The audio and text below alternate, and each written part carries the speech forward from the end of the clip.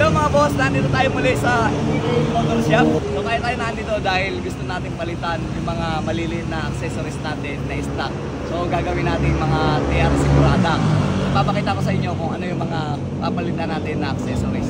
Siyempre yung mekaniko natin hindi na pinatagal, sinimulan ng baklasin ng fairings dahil may papalitan tayo na thermostat cover. Ito yung thermostat cover na naandun sa loob, kaya kailangang tanggalin itong fairing sa bandang kanan. Saka siyempre itong TRC na brake fluid cover, dito natin yan nilalagay.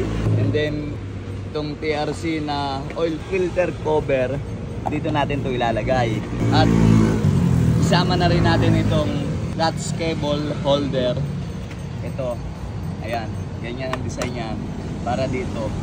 So para magandang tingnan, magkaroon man lang ng combination yung ating mga T-post at saka yung accessories natin na iba na TRC.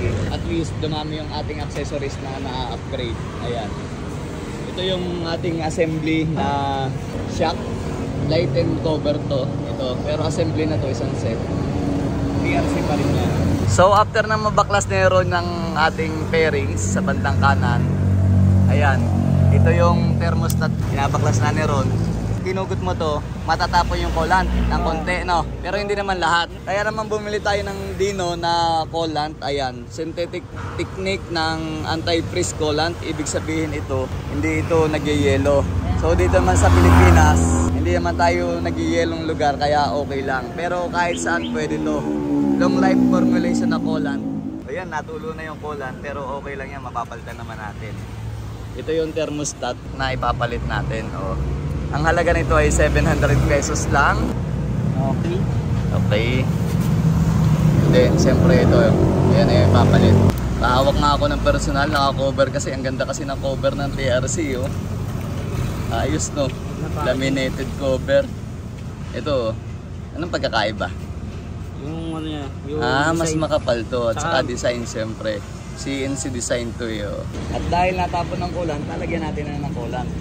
Tapos papanda rin natin para mag-circulate. Alright, sali na. Coolant. Susunod naman natin palitan itong ating brake fluid na cover. Ayan. Oh. So, magiging maganda siyang tingnan niya yun dahil TRC na CNC. Alloy ito.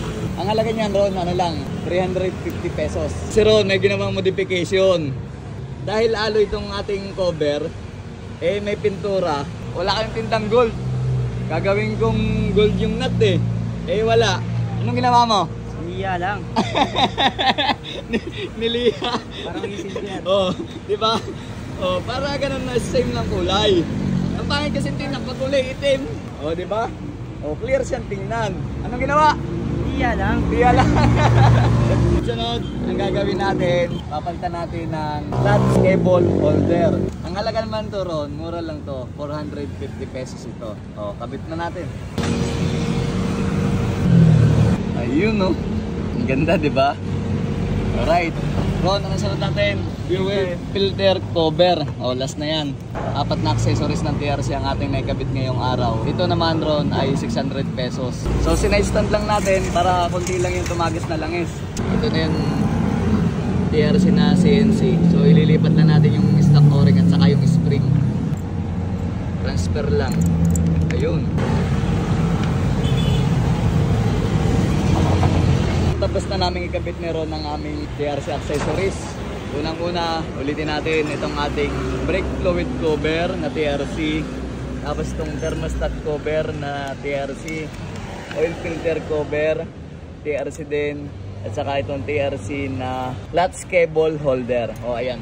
Sa mga gustong umorder, ayan, meron naman yan sa Shopee, sa TikTok, meron din sa Yellow Basket. And then, Facebook page ng TRC, order lang kayo. Itong aking to ay all the way na TRC ang accessories niyan. Ayan, mga caliper. Sa harap, papalitan din natin yan. Susunod na vlog natin.